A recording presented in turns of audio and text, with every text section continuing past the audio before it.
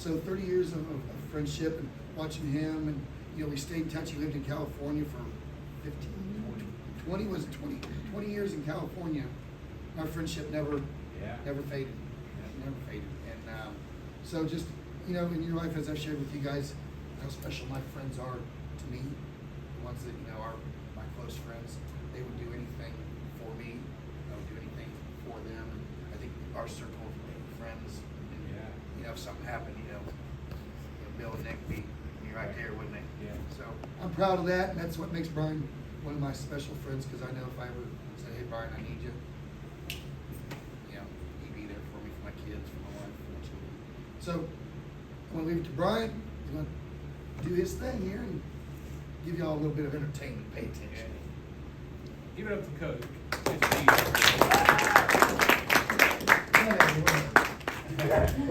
So, Mr. DeHart was telling me that yesterday you guys had a job fair, right? Where people came and talked and they got this. Yeah, oh yeah, big in the gym, all these weeks, yep. So I wanted to tell you a little bit about what I do, and also that no matter what it is you want to do, you can do it. And even if people around you haven't done this, you can still do it. And that is kind of how, with what I do with my job and stuff like that, how I got going. And it's a little outside of the box, as when I was 20 years old, as Coach might have told you, I moved to California with the big dream of being an actor and a comedian. And I'm from a little town of only 2,000 people, a town similar to around here. Yeah, right? it's a little smaller, but small, yep. But so that was kind of like kind of unheard of, like that people would say, you're going to be an actor and a comedian from this town and go to LA, and I did, and I had a lot of help along the way. So one thing you'll learn as you go on is that no matter what your goal is, if you set your mind on something, you'll start finding people that will come into your life that will be able to help it get to your goal. Whether it be, be a wrestler, dancer, doctor, you'll start meeting people that will just kind of pop up in your life that will help you get to your goal. And that happened. I met a lady that lived in Pasadena, California, and she had an attic in her house where you could sleep. And usually she rented it out to college students, but that particular year she didn't have anybody, so I moved in and to her house, and she worked at Paramount Pictures, and that was a big movie studio. And then she brought me onto the lot where they make TV shows and the movies, and I saw these kids, and she asked me how to get. She had me go ask them how to get a job, and from that I just started getting different jobs doing that.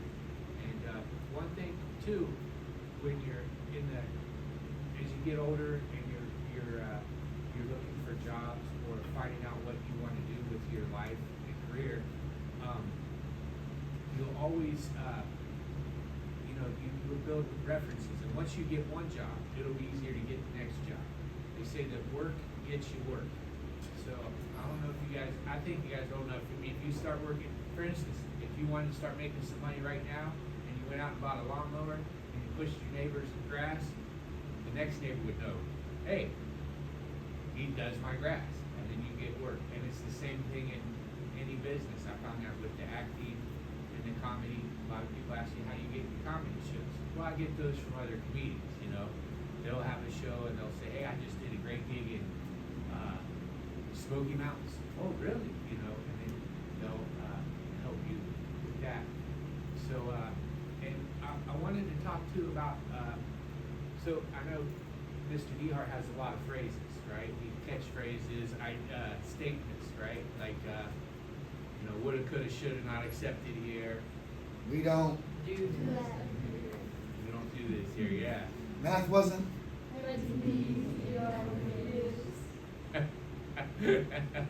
Yes, I love it.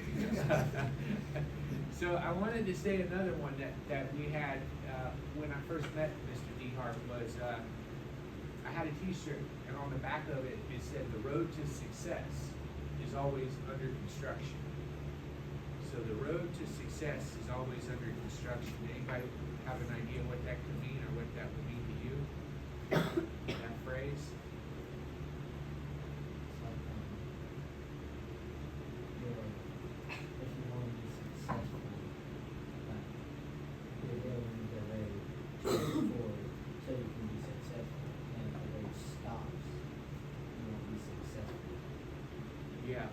you can still be successful. But under construction means you might have to take a different route than you thought you would. Then you gotta make your own path. There will be obstacles along your way. So, for instance, us getting here from Ohio was a long drive. And I thought, well, I typed in the GPS, and then on the drive here, we had to take the tail of the dragon. I wasn't expecting that. That was an obstacle to get here. You know, sometimes you see the guys with the cones, right? You think you're gonna take this road and then all these cones, and you gotta go a different direction. So the road to success is always under construction. Is you might have an idea of what you want to happen, but something along the way could stand in your, can block it and make you go a different way. But you can still get there over time by keeping on your path and being open to something's going to change. You know, in fact, when I moved to California, that took me on a different path because I always said, well, I'm gonna wrestle in college, and then I went and did that. So it was a different path. But I always liked that. So you might have, a test that you've prepared for, and then there's a question on it that you don't know the answer to. You didn't prepare for that one, and that is an obstacle. So there will always be obstacles, but if you're as prepared as you can be, you can go a different. You can still get to your destination. Just take a different kind of route there. So. Step on that. I trained Brian, and like he said, to go to college. And I've shared with you, his parents are lawyers, and financially, Brian could have went to college without much issue. His parents, could have afforded it, and I'm training him to wrestle in college, and then I'm going to go Andrew. I trained my son, to be great in college, and Princeton gave him a full ride, but my son didn't want to go to Princeton. He wanted to go to Duke. And kind of the scenario I had with Brian, like, your parents are lawyers, you go to college. You have the ability. And my son, Princeton gives you a full ride, where do you go? You go to Princeton. In my opinion, little humble dad from Covington, Ohio, son got a full ride to Princeton. He's going, well, my son didn't want to go to Princeton. He wanted to go to Duke. Brian didn't want to wrestle college. He wanted to go to California and do what he's doing now. Both of them chose their path. Wasn't the path that others chose for them. They chose their own path, and both did their thing, and the path they chose was the correct path.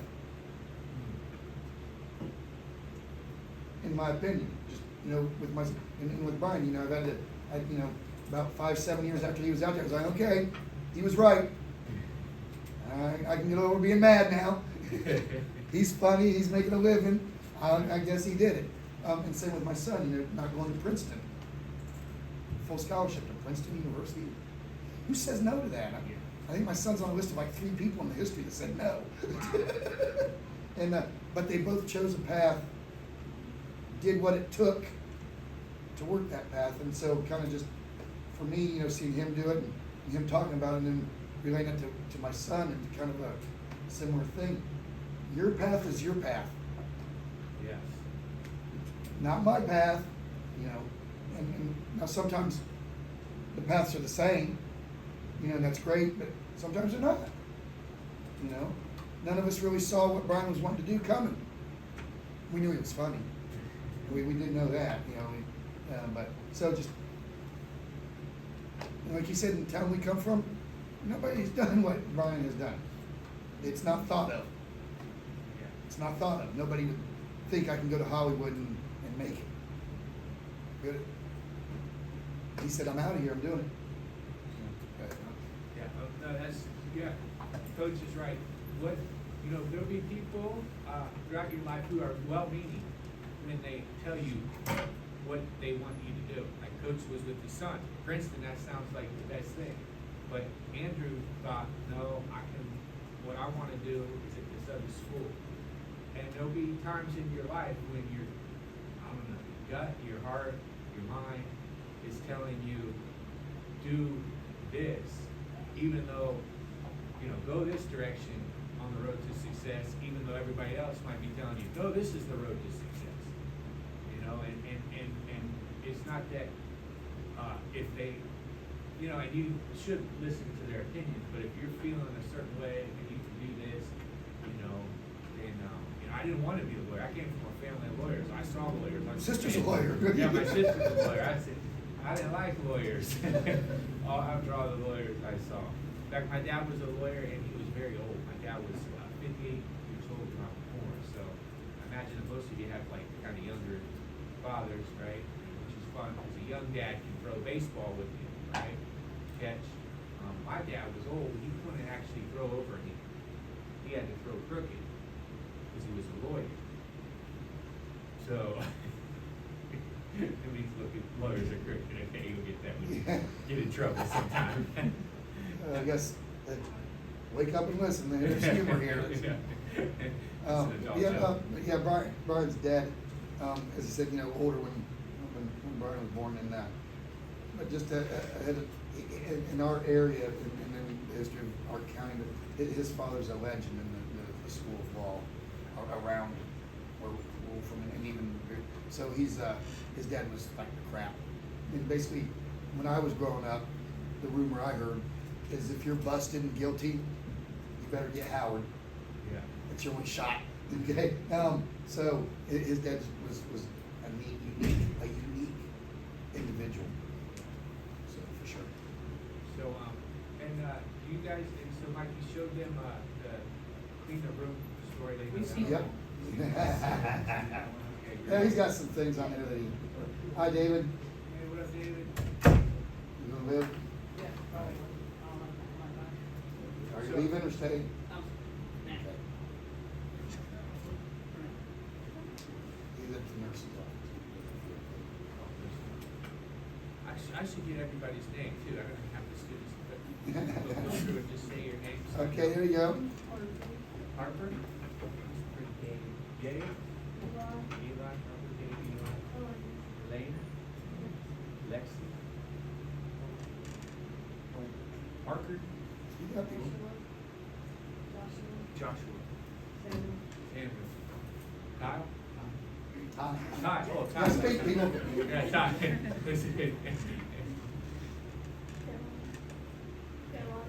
Kaylani. Tegan. Who is it? Tegan. Oh, Tegan. Lily. Addie. Tyler. Braden. Desmond. Hey. Yeah, cool. Pleasure to meet everyone. And so what, anybody thought about yet? I mean, I know you guys are only in 7th grade, right? You're young, 7th grade. Anybody been thinking about what they might want to do in the future? Any goals that you might have? People. What's that? Woodwork. Oh, perfect. Speakers and mics. Yeah, woodwork. My mom could have used you. She just did some cabinets, so that would have been good. That's your dad? Yeah, perfect. That's a great skill. Yeah. Yeah, your dad doing it, and he can run from it. Cool, man. Tyler? Perfect. You always be working. That's good. Good. Military. Cool. Your mom's in the military? Okay. She would? Okay. That's great. Child psychologist? Well, there's something in here that's how you You got business in your own grade, huh? She is one of them. Either play college football or you guys at lunch. Oh, heck yeah. Good. Yeah, did you stand up, Brady? 7th grade, Brian. Oh, He stood up so confidently. Hey, that's great. what would you and I have done if we'd have had that body? Play college football. Right? Yep. They'd called me Mason Paris. Yeah, totally. Right. So, I tell him, I said, you know, we were talking the other day, weren't we? I said, look what God gave me, Yeah. body-wise, but with a mind that wanted to be a world champ. Yeah. He gave you my body, alright? What would happen if I gave you my brain and my desire? Oh. What would that body be able to do? Demons. It'd be, so, Stupid. him and I were just sharing that. Yeah, that's excellent. And, but I also share with kids, right, I told her, I hate, one of the things I hate to do, and, and I don't know if you ever caught me doing this, telling somebody they have a lot of potential. I hate doing that. I hate going to any student and say, hey, come on now, you got a lot of potential in this. Because I found out about potential, there's only two things that happen after you tell somebody that. They live up to it, or they don't. And so some kids think that they can't reach their potential, and then they quit, and that bugs me. So I don't like to say you have potential. I like to say, you can do it if you work hard. You can be, great. Everybody has potential, everybody. Not just somebody with it. Y'all have a potential, right? What you do with it, that's yours. God gave me I was 98 pounds in 10th grade. 98 pounds in 10th grade. I wouldn't want to. Right, and so imagine how tiny was I in 10th grade, okay? But I found a way to be great. I found something that I could get my name in the paper, my picture in the paper. I could win at and be 98 pounds. And once I found that, the rest is history with me. What's your potential?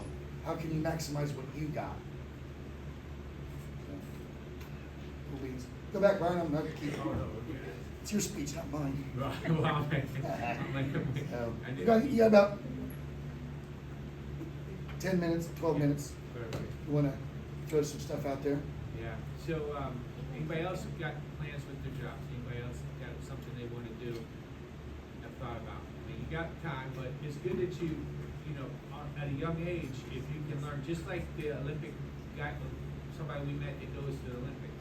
At age 4, he was already in his mind, he was a wrestler, so by the time he was, so you already know woodworking, landscaping, this will give you great advantages.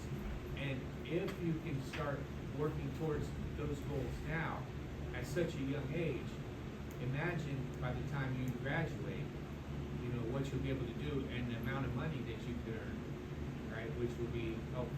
You're going into the military, you can already start, studying, where you want to go in it, what position you might want to do, how long you might want to be in it.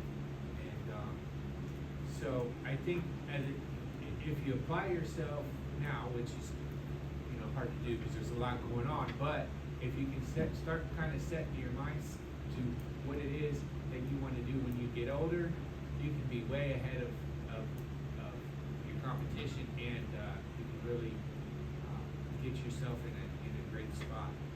And use your teachers like Mr. DeHart and your other teachers now to help you. That's why they're here. They've already been through a lot, and you can do it. And with all these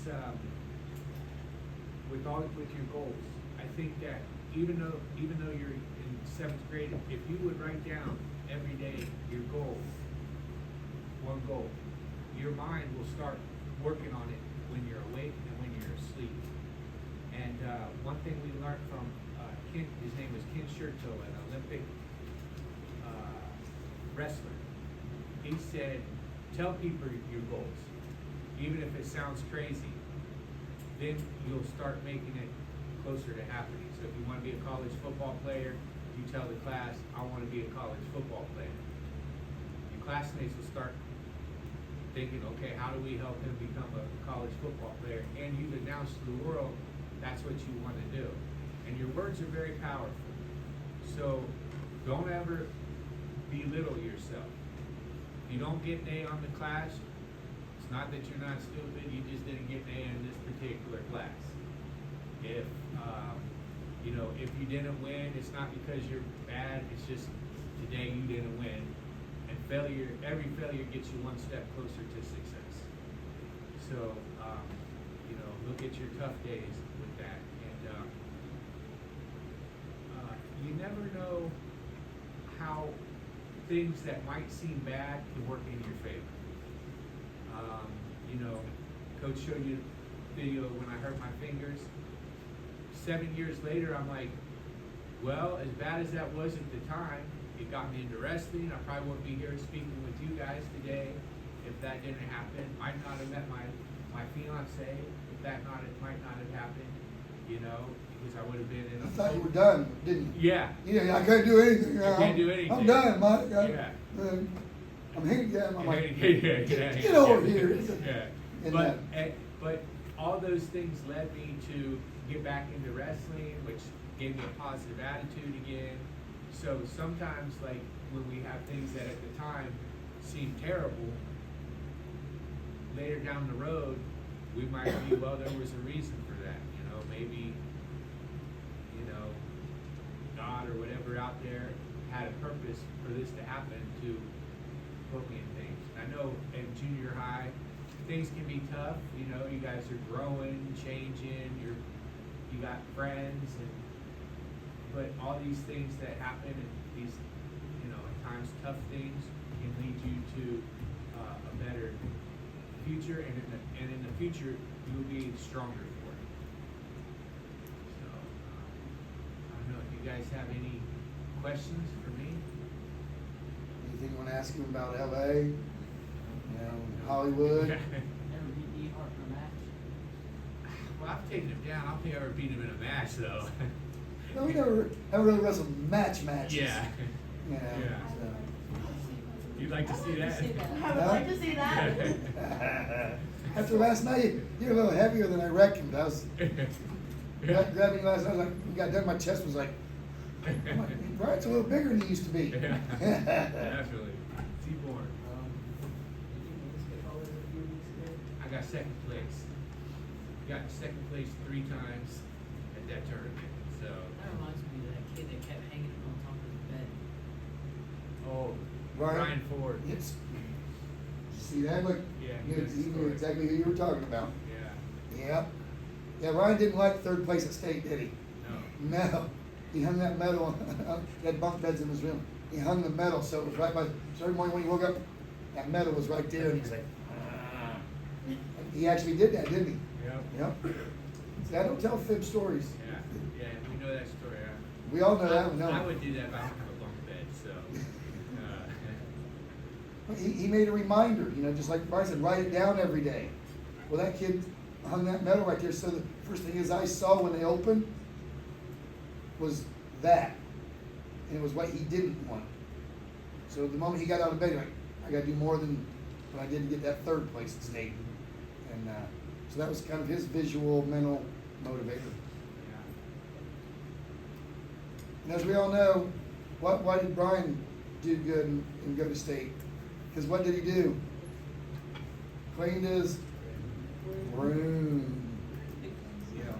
You know, Brian, we got a few minutes here, and it'll be time for this group to go. But, something that I found neat, and you've probably heard this when he goes to his tournament. I've heard several parents comment to you that their kid went to a tournament and did well, and the night before they cleaned their room. Yeah. How many times have you heard that? Just can't even count as many at this point.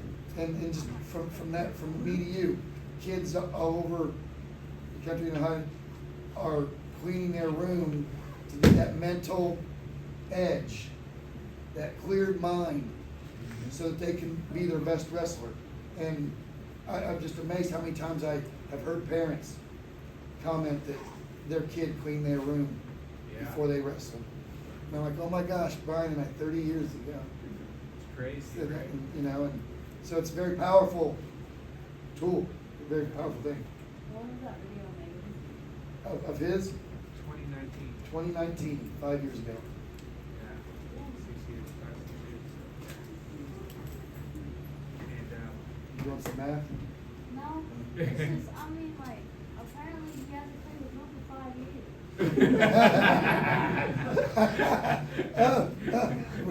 Oh, with Derek. Does his room need cleaned? Yeah, no. I'll go check at the house when I get home, let y'all know. Yeah. Oh, he got you there. How's it go? All them second places. Yes, that's right. Maybe you gotta clean your room, Brian. Yeah. That's great, that's That was great. good. Did, You got about 5 minutes. Did they see the one about Cam? The comeback kid? Yeah. Yeah, we just showed that Okay. the other day. Now tell me, you just made that, didn't you? Yeah, we just did that one, well, during Statola.